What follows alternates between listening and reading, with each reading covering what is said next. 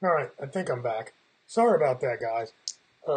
This is one thing I will tell you: never depend on a hotel wired internet service or unwired or Wi-Fi. It's just, man, horrible. I'm back, Cheryl. Here's the deal. So like I was saying, my buddy Doyle sends me a text, and he sends me this notification that the United States Postal Service or I'm sorry, the president has opened up a new battle with China. And that new battle is the battle for international postage, which is huge because if you don't know, let me explain real fast. So I'm going to share the screen with you and just try to educate you on what's going on. But at any rate, President Trump, it says, plans to withdraw from a 144-year-old postal treaty that has allowed Chinese companies to ship small packages into the United States at a steeply discounted rate, undercutting American competitors and flooding the market with cheap consumer goods.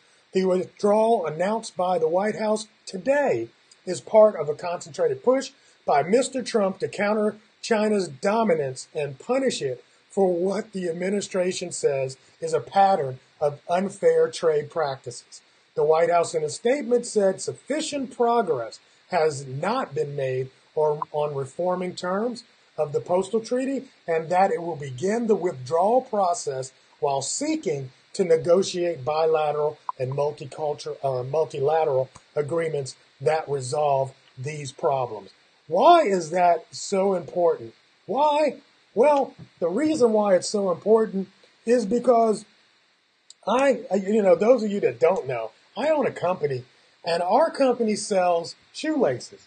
Shoelaces are a very small and light product. I mean, literally, when we started doing shoelaces, we could literally send a pair of shoelaces with the price of a stamp, right? You figure a price of a stamp at that time, probably in 2001, I don't know, it was maybe 40 cents, 35 cents. Today, it has risen so much because, honestly, the one tier that has been hit by the United States Postal Service's constant creeping of fees has been the small and light stuff, things that are under 1 pound, things that are under 6 ounces. Really taking the brunt. I think today it cost us like $1.89 to ship a pair of shoelaces. So here's the deal.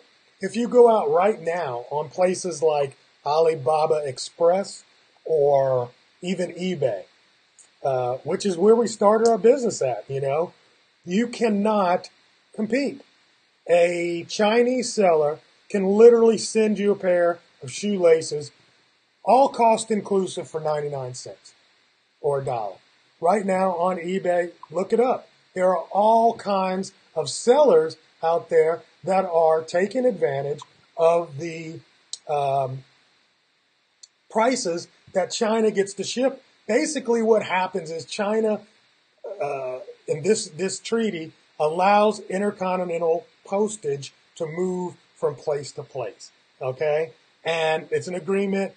The deal is somehow China has manipulated this agreement so that if I want to ship a product into China, it would cost me $5+ If I want to, or if I'm in China and want to ship that back, and I have a business, I can use the Chinese post and I can get it to an American door. Hey, Garfield, I can get it to an American door for under $1. Look, I can't even send a card next door to the person. I mean, I can't send a package to my next door neighbor for the price that somebody from China can send it to the United States. And that is an unfair advantage. And I don't have any problem with people taking advantage of a system. I really don't, because this is business and business is business. And if I had an advantage, I would definitely be exploiting that advantage. It's just, that's business, right? At some level, though, if you are on the other side, you have to say, look, we need a level playing field. We need a level playing field. And sellers on all these platforms, man, have been riling up, pissed off, man, and putting together movements to get this in front of the right people in Congress, the right people in the White House. And the deal is, nobody has really taken up and championed this issue. So fast forward to a few months ago, and I'm going to give you my story. And I don't believe necessarily that this is the only story. This has been in the news recently a lot. But I did get a in, right? So when you, like I said, when you have an advantage, you move in on that advantage and you try to use it. So I'm going to show you this, right? Where is it at? If I go to, this, all right? This was back at the end of, what is that, May? So here it says, you are cordially invited to attend a briefing for the National Small Business Association at the White House complex on June 11th. The meeting will take place in the South Court Auditorium. Executive order, blah, blah, blah, blah, right? Then it asks me to RSVP, and it tells me where to arrive. So I was like, that's an advantage that I need to take. One, it's like, when do you get to go to the White House, right? It was like, duh, I need to do that. And then when are you going to actually get somebody's ear inside of the administration? And I'm like, you know what? I'm going to Washington, D.C. So I go to Washington, D.C. We take our little tour, and then they sit us in this room, and we listen to different administrative heads. The last administrative head was from the Secretary of Treasury, right? The Treasury Secretary. And I knew it was the last one because we had the agenda. And so I'm like, oh, shit. This is my time to really speak up and talk to somebody in the administration, and it happens to be the Treasury Secretary. Well, screw it. Q&A comes, I raise my hand. I stand up, and I pretty much give you what I gave them, or him, what I just gave you. And you could see, you're talking about the administration is, 18 months old, and he probably had no idea of this disadvantage.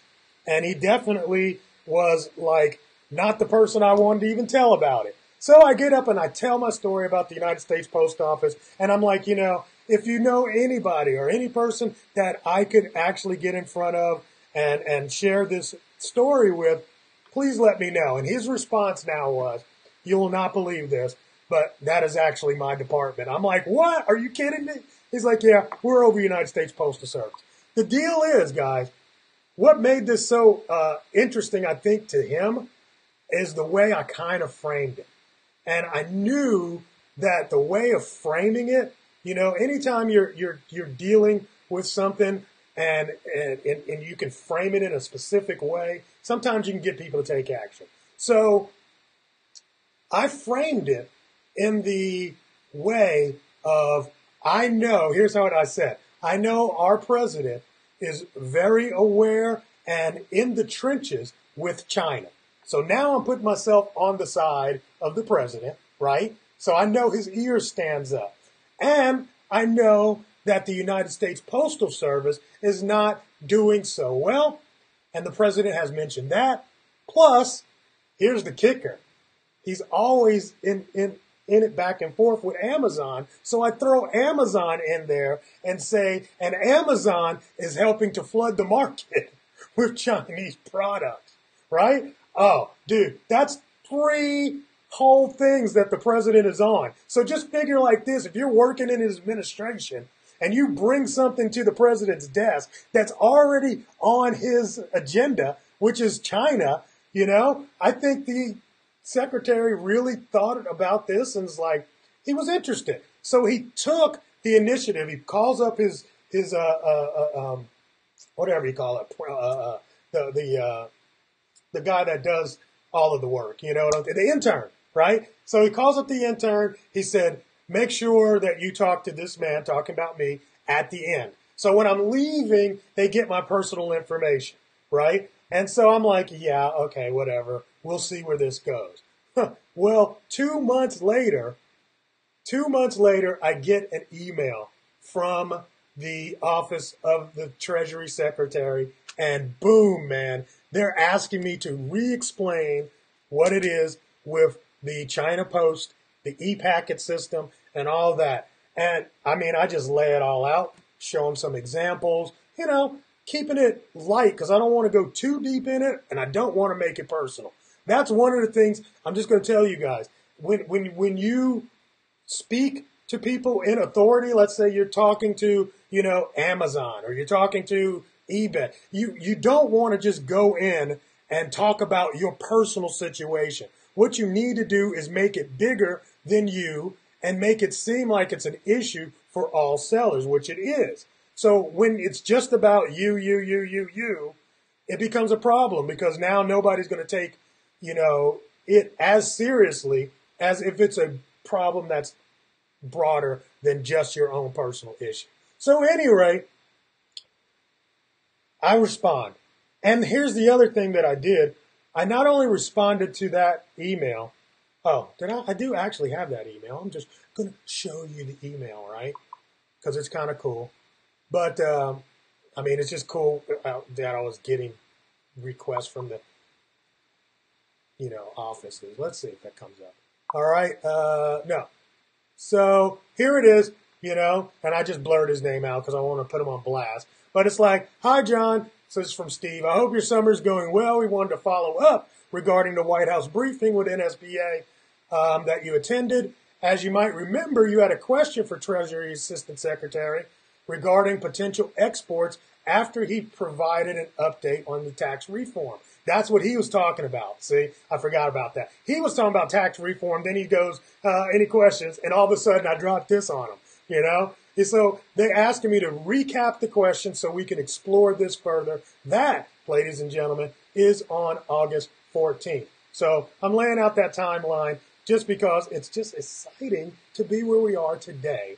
And I think at some little itty-bitty level, I might have had a little bit to do with that. I mean, I know there's so many of us that have brought it to the attention of the leadership, but damn it, I think just because they did follow up at some level, we had some response. But not only on that day, I was like, you know what? I'm not just going to respond there. I'm going to respond publicly. So on that, a day or a couple of days later, I opened up a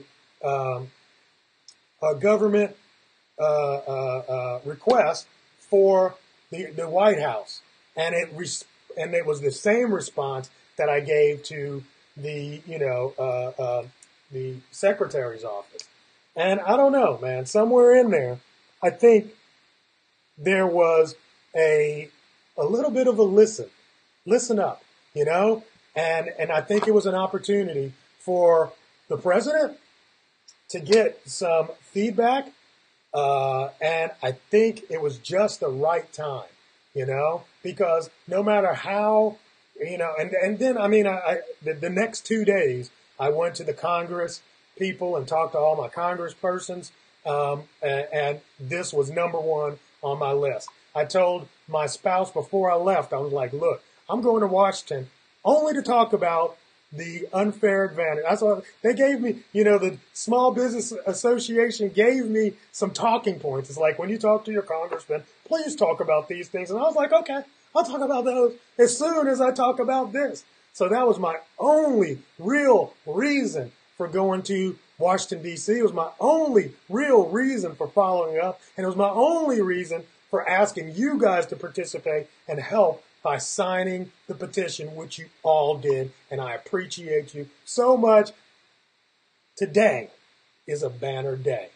And if this goes all the way through to the end, which I think it will, or China's going to give up the ghost and be like, Dad, we're going to give, the U.S. what they want. But it is a banner day because now the playing field is going to be much more level. And I don't think it's, I do understand it will impact some of the people that have Shopify stores that are doing e-packet delivery, drop shipping. It's going to affect them, but it's an even playing field now. And I'm sorry, if you can't compete on an even playing field, then you're going to have to make some adjustments. I think a lot of them will make adjustments. I think everybody is going to make an adjustment. I'm making an adjustment. I've made adjustments to my business model once this started affecting us. And I think as we go forward, other e-commerce people will start making their adjustments. However, I ain't worried about y'all. So I'm worried about Chinese competition. And as it states, I think it's going to help e-commerce overall. It'll definitely help the marketplaces like Amazon and eBay, because you have these Chinese, vendors that are not necessarily as attuned to quality control and making sure that the customer gets what the customer sees, right? And it's going to really help the marketplaces deliver a better service to their customers. And I think overall, it will ingrain more trust in e-commerce. And that, to me, ladies and gentlemen, is an awesome, awesome thing, So let's see where it goes. I appreciate you guys for supporting this effort, and everybody that has come before me and after me, dealing with the Congress, visiting your congresspersons, making phone calls, doing the things that they need to do. I'm just going to say one thing, and I'm just going to put this out there. For you that do not know this, I don't know, maybe I shouldn't put it out there. But I'm going to put it out there. The real thing is this what the president is pulling out of, yes, is a 144-year-old document. Long ago document. But I will tell you, back in the early 2010, 2011, look it up. Look up eBay, United States Postal Service, China Post. Those three words together, not all together. And you will find a document.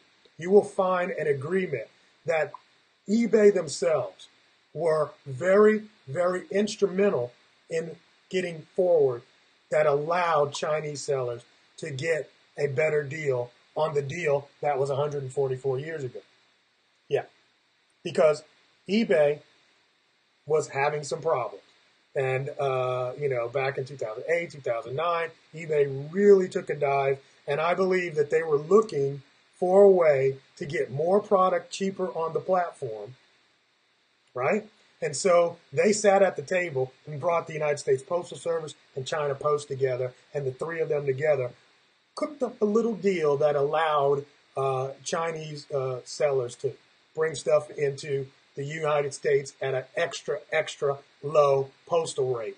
And so the deal is, I know that eBay has sent representatives to Washington, D.C., but I always thought it was very duplicitous of them because they are the ones that created the problem.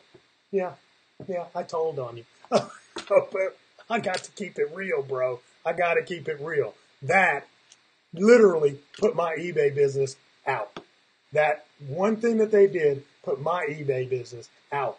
And I always was like, how could you do that to the people that were on your platform for, we were there for over a decade before that. And to undercut us as U.S. sellers has been horrible. Matter of fact, I talked to eBay just the other day at their booth, and I told them, I'm like, here's the problem with your platform. The problem with your platform is I live next door to the guy that's ordering some shoelaces, but you show China because it's cheaper, and you don't even tell them it's going to take 2 to 3 weeks, right? I'm like, you need to start, if you want to compete, this is eBay. eBay, listen up. If you want to compete in this marketplace with a beast like Amazon, you need to figure out, and it ain't hard, but you need to figure out and show who can deliver the fastest. The reason why people buy stuff on Amazon is not because they're cheaper. It's not, because they're normally not the cheapest. what they are is the fastest guaranteed. And if eBay literally changed the way that they order product and in their search by how fast it can get delivered to the people, they would see an uptick in their business, period. Because people want speed and they want convenience. And the way that you list stuff on eBay based on, I don't know what the hell it's based on, but the fact that I can get a Chinese person next to my listing and it's going to take 2 to 3 weeks and the shit that they get is going to be Chinese shit, meaning that it's just not going to have the right, quality control, and you show that to your customers as if, you know what happens? What happens is, eBay, is that the customer has a poor experience on your platform. You should really rethink your strategy by showing Chinese sellers right next to U.S. sellers. If nothing else, give the U.S. seller a badge, that will differentiate the shit that comes from China. I just had to put that out there for you guys. You're welcome. You're welcome. No problem. Hey, just call me if you need me. Anyway, I see all you guys. You are really, really, I love you. I'm reading these comments. These are awesome. But I mean, hey, I think we're going to see some movement. This is a great day for the U.S. sellers on e-commerce. All right, guys, I am really, out of here, and I appreciate everything. I'm just, wow. Anyway, I'm in Chicago today. Tomorrow starts Ecom Chicago. If you're in this local area, you need to check it out. Go to, what is it? Yeah, ecomchicago.com. ecomchicago.com. It's not one of the, it is the best Midwestern, event. Go check it out. It's like family. I can't wait till we get started tomorrow. Till then, guys, and next time, I'll talk to you later. We are out of here. Peace. Well, we're not really out of here. We're done. We're done. I still hear people popping. All right. Yeah. Go. Bye.